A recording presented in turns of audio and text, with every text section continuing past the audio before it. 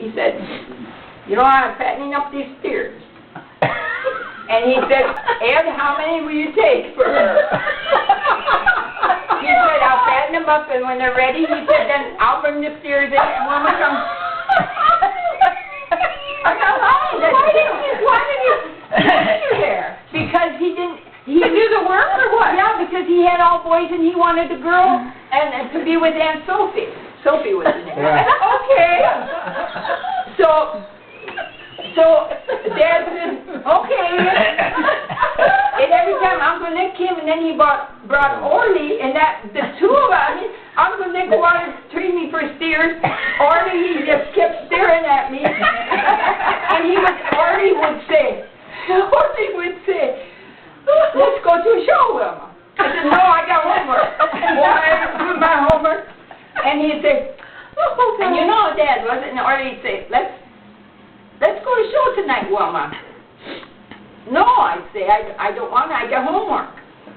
Dad finally said, oh, go to the show with them. And I said, Dad, I got homework. No, you can go. So I go to the show with them. Well, my classmate parents owned the theater, and Patty Webben worked there sometimes. One show we find it's a comedy. He said, where do you want to sit? And I said, back here in the last row, because I didn't want to walk in and anybody see me. And then he starts laughing. And I'm sitting there and he's laughing at the show. You remember his funny laugh he had? Yeah. He roared. Yes. Oh. And then I go back and then Uncle Nick, I'm afraid he's going to bring those steers in. And you'll have to go live there all the time. And that's the only date I had all through high school was my cousin Orly who laughed like I don't know what it Was you there the time he pulled that marble deal? Yeah. On the farm. Yeah. Bill and I, we went out to a dance. And of course, I could never get Bill to come home. He'd stay the last one. I think I heard this. And so, when we got there, he says, take your shoes off. He says, we don't want to wake Dad up.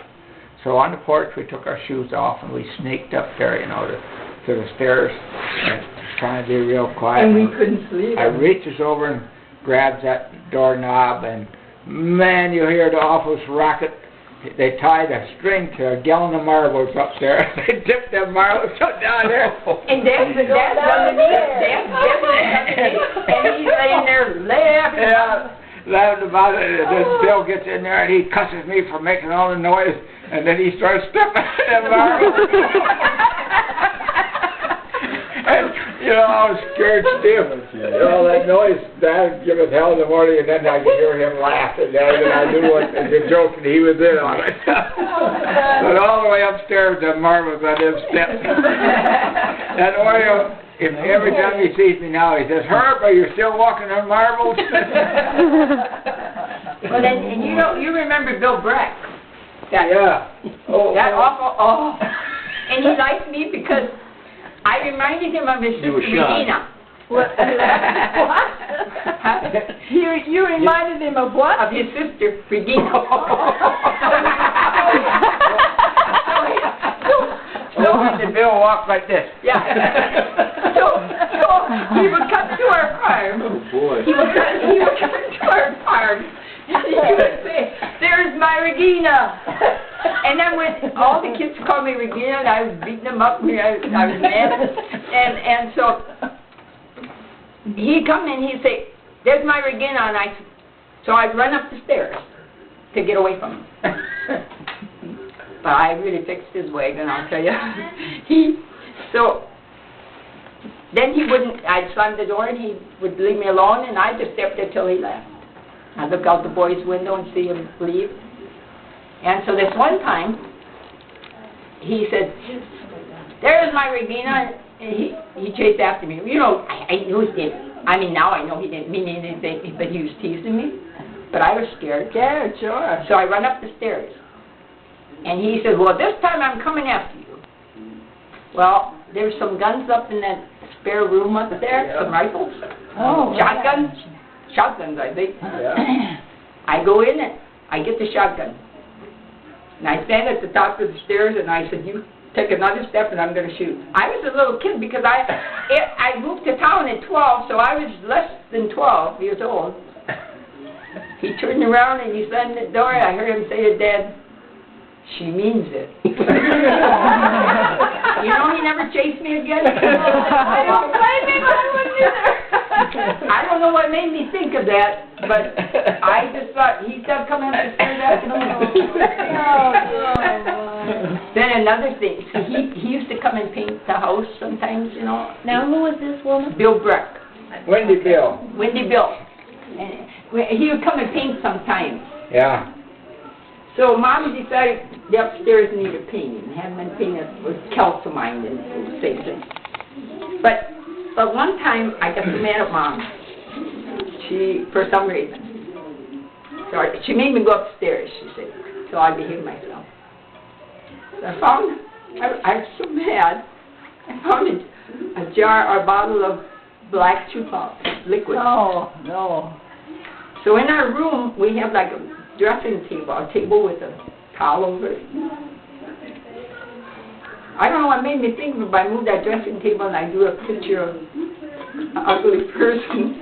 I suppose it was my mom. I was mad at her. With a black shoe polish.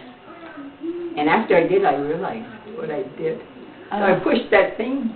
I mean, that had been maybe a year or two before that. Oh, and boy. see, it had legs and you know, just the wooden floors. So when we dust it, we didn't have to move it.